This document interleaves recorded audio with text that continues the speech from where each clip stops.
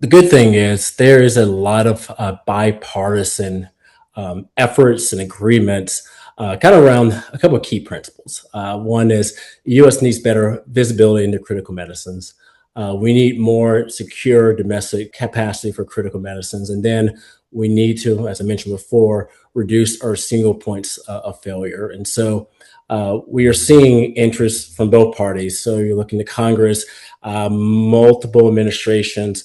You have the Clear Labels Act, you have the MAPS Act, both from Senator Rick Scott and Senator Gillibrand from Republican and Democrat, to the MAPS Act with Senator Gary Peters as a Democrat.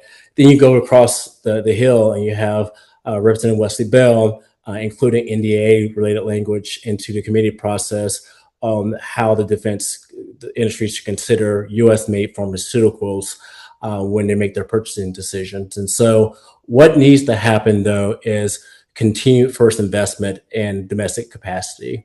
We saw this with Trump administration one, the Biden administration, and the second Trump administration using the industrial-based management supply chain, Defense Production Act authorities really focused on filling that strategic stockpile and API reserve.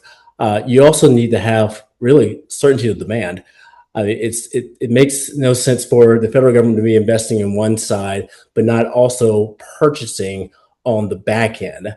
And so that continued investment, demand signaling, meaning the federal government is going to be a willing buyer, are other levers that need to happen to kind of grow the assurance of manufacturers that investing in the U.S. is a good bet.